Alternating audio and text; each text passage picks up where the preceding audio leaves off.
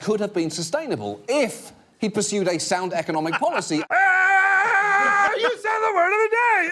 If! That's the whole theme of this. If. But what about is?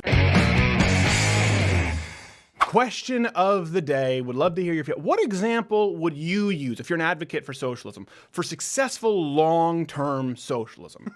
To which country would you point?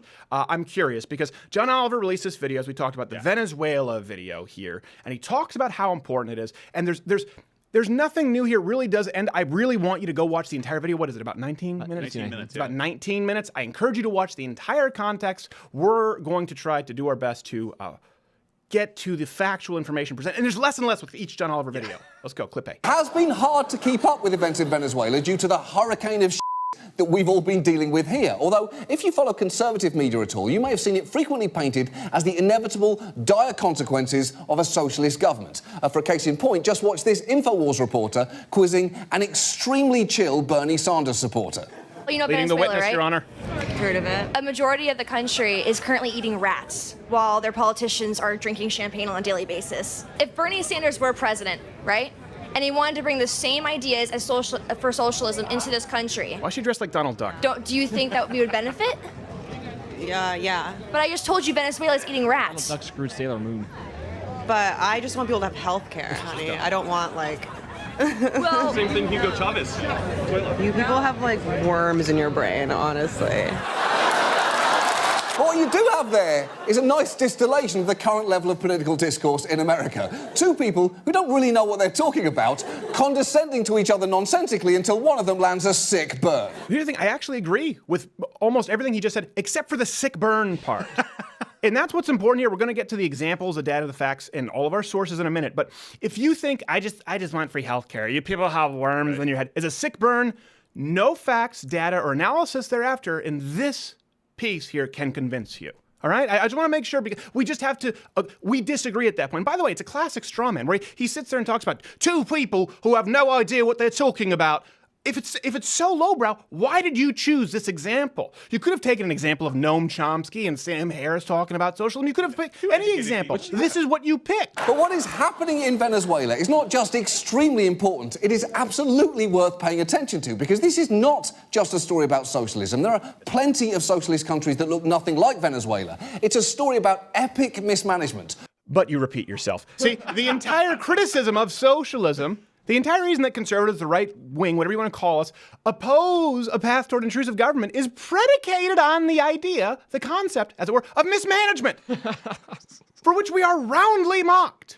It's almost like capitalism is designed to prevent. Yes, it's almost as though it's designed to prevent it. Now, here's the thing. You don't even have to believe that capitalism is correct to agree with me when I say that conservatives and capitalists fear that socialism, we believe socialism to result in gross mismanagement. Even in the United States, by the way. So socialism or government bureaucracy plus time equals mismanagement, equals failure. See examples in healthcare, social security, education, and banking. John Oliver goes on to say there are plenty of socialist nations, or he said it in that clip, I think, that look different from Venezuela, implying success. Now, I thought, and we've talked about, I thought he was going to point to the Nordic model, as so many leftists do. He didn't even attempt to do that. For a little while, it looks like it's working, until you run out of people's money. Until the Danish Prime Minister says, we're not socialists. Bernie Sanders, please shut up. You can call it democratic socialism, you can call it national socialism. There is no good socialism. That's the only constant. And it always results in mismanagement. Let's see. And I've said this before when we've covered what's going on in Venezuela. It is not one thing. It is not just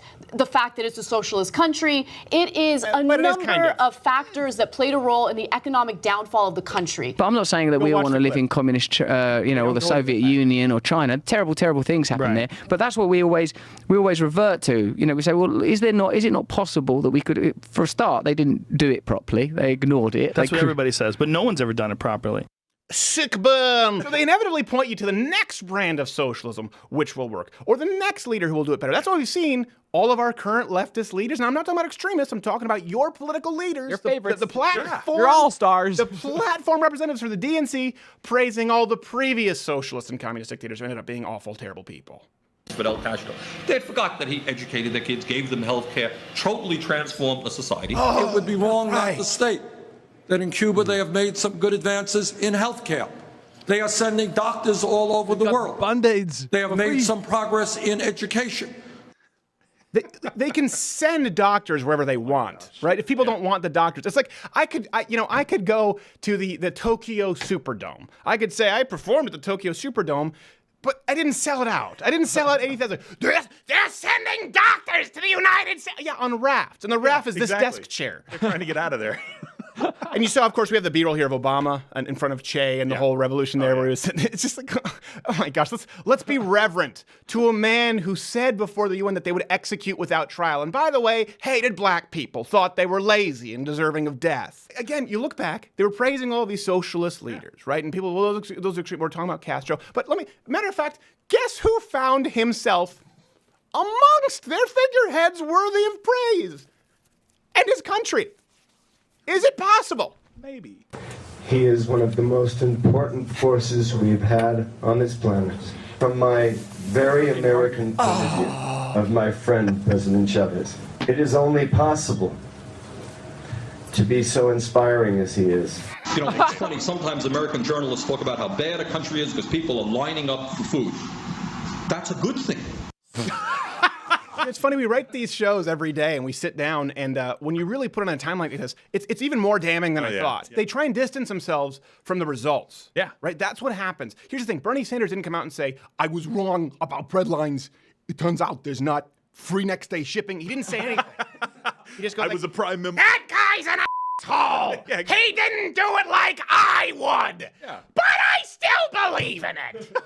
He didn't have a flash of genius moment. He's still a socialist. You just slapped Democratic in front of it. And by the way, they've praised these people. This is, again, mainstream leftism. Please go watch the whole video. You can go back and find clips of John Oliver saying things to the same effect. So much, it's so embarrassing that John Oliver himself even has to hedge his bets in his own video in acknowledging how much the left kind of loved Chavez. To be fair to Chavez, many of his social programs were initially effective. During his tenure, the poverty rate was nearly halved. And to this day, many Venezuelans revere Chavez to a dramatic degree. Halved. Okay. Let's go. Poverty halved. Well, it's easy to cut poverty in half when you use taxpayer dollars and cease production. Just for a little while? If you just take all of the monies and all of the things, and you know what? You could also completely eliminate unemployment if you forced everyone to dig ditches with spoons. You could. It doesn't mean it's a real economy. Yeah, that's it gets propped up. North Korea did the same thing. Forced labor only works for so long before you fall off the edge. And you had a point about that, right, Sven? Yeah, I mean, if they didn't have oil, you know, they would have had to build a wall around their country and starve their own people, so they don't know how good it is outside a long time ago. Exactly. That's what happened. Wait, that's like what they did. And you know what's crazy? The left is never called out on this crap. This is the problem with socialism. It's like one of those things you get the dollars with like a bar of soap. It's one of those party tricks that keep slipping through your hands. They're never called out. Joe Biden was talking about having meetings. Remember when he was running as vice president with people he never met? Diners that didn't even exist. Right? Remember the BP oil spill? Left Lemon Ann to talk about this afterwards, to talk about the $18 billion lawsuit that occurred versus Chevron, which turned out to be fraudulent. They never get called on this crap because George W. Bush said nuclear.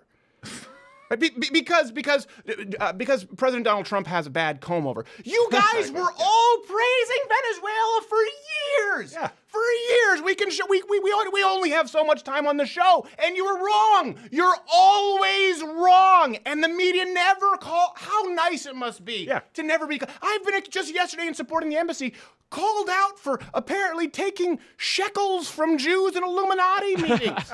No one's gonna call any of these people out on praising Chavez and breadlines in Venezuela. The left is always wrong. And I'm saying that in absolutist, yes, absolutely, as it relates to socialism, and no one calls them on it. I am amazed. Next clip. Now, Chavez could act the way that he did because Venezuela was oil rich, and over the course of his presidency, he took more and more state control over their national oil company, enabling him to fund programs benefiting the poor. And when that company protested some of the changes that he was making, he responded by using his TV show to address its executives directly.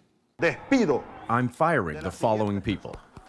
Mr. Juan Fernandez, you are fired from Petroleum of Venezuela. Eddie Ramirez, thank you very much. You are fired. Also, Mariana Rodriguez, you are not fired, but if you don't stop talking to your boyfriend on speakerphone, you absolutely will be. On the outset, he's praising it.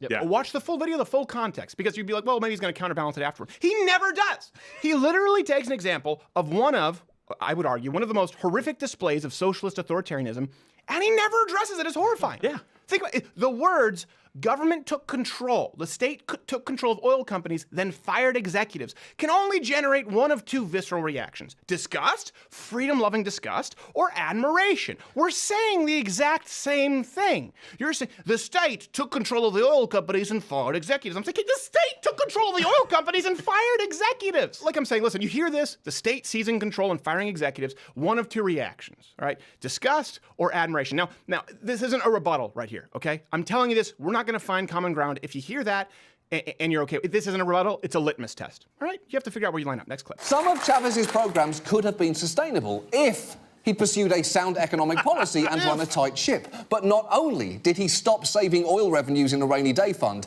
he also oversaw a government that Transparency International found to be the most corrupt country in Latin America. You said the word of the day! If! That's the whole theme of this. If. But what about is? There is no mention of is. If he ran a tight ship. Ah, yes, the tight ship policy. This didn't work with Venezuela. Okay, if. Now you're taking a big if with countries that aren't rich in oil. They were starting off halfway through the foot race as far as a head start.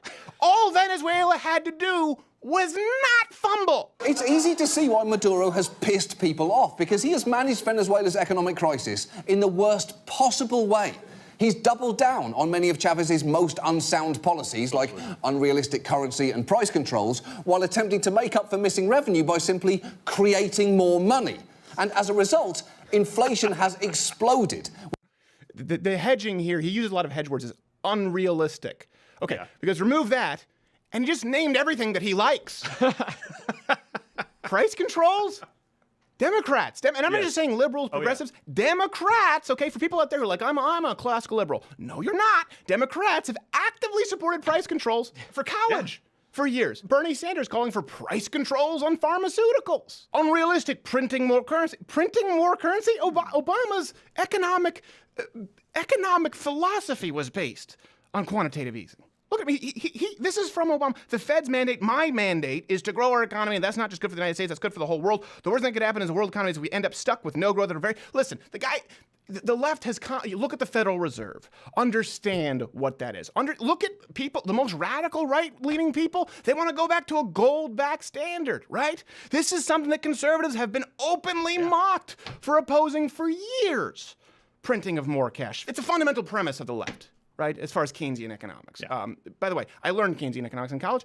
Never once read Adam Smith. Never once read Hayek. Who'd have thought? Maybe John Oliver and I went to the same college. Probably not. All right, next clip. And those shortages have had some terrible consequences. Yes. This food shortage is widespread. Over the last year, 3/4 of the population has lost an average of almost 20 pounds.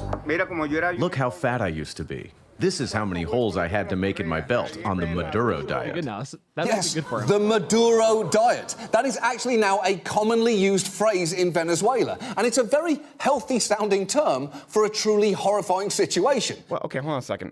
That guy looks not bad. He must have been really fat. Back to picking the wrong examples again. Yeah. Well, so starvation. Okay, here's where we can find common ground, right? We all agree starvation is bad. Good, there we go. But why is there starvation? Why are there food shortages? What did the government do with food? Fix the prices. That's textbook social. We just talked about fixing prices. We just talked about the left opposing what they call price gouging, raising the price when there's lower supply. This results in chronic shortages because the price is set too low. He literally, after this, just goes on to make fun of Maduro and attack him for eating an empanada on air. It's a 19-minute video. I highly recommend that you go and watch the entire thing. There's almost no continuation as far as criticism. It's easy to find. It's at the top of the trending list. It's at the top of the trending list. As far as continuation of the policies, any criticism. Now, why? Why is there no continued criticism of the policies? It goes on to talk about what a jerk Maduro is. Because the policies are either identical to, obviously, we have Chavez, or far too similar to policies that today's current left supports, including John Oliver. So go watch the video, see for yourself. It's around 19 minutes. I want you to watch it, okay? I want you to come back and comment. I want you to question our sources. I want you to get as much context as humanly possible and make up your own mind. That's what I want you to do. And I see this with John Oliver more and more and more and more. You know, it used to start off where we would have to go through a 12-minute video and go through each source. We scraped this video for every single piece of factual information he presented. There's very, very little. And I don't want to fact check jokes. I don't want to jump on a guy for telling jokes. I think some of the bits in there are funny, but that's not what this was about. This has 3 million plays, it's at the top of trending lists, it's at the front page of HuffPo because people like what he has to say, so we wanted to see what it was that he had to say. And I think that you need to get as much context as possible, make up your mind, because like I said, okay, if you think the statement's like, I just want free healthcare, and you have worms in your head, if you think that's a sick burn, or if you're hearing that the state seized control of production and fired executive, if that statement warms your cockles, there's no middle ground for us, okay? This is something important. A lot of people say, oh, we want civility. No, I don't care as much about civility as I do about honesty. And we need to get to the truth. We find common ground. Starving is bad. We find common ground. We don't like poverty. That's great. That's enough common ground. We don't need to act as though we're finding common ground on economic policy that is evil. You see the results time after time after time after time. And you'd think they'd have egg on their face because they praised people who were evil in Castro, in people like Chavez. And I'm pretty sure you could probably find them praising Maduro at some point too. Because, I mean, really, we have clips of them praising bread lines. It's not too far-fetched to say somewhere down the line, Maduro got a pat in the back from Bernie Sanders. So there's no middle ground here.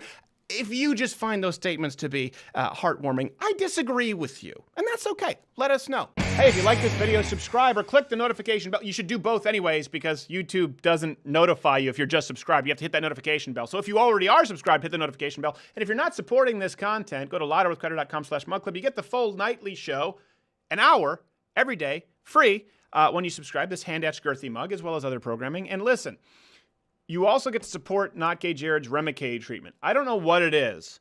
I know it has something because he had ulcerative colitis. It doesn't anymore, thank God, because I removed his colon. And truth be told, it's not working very well anyway.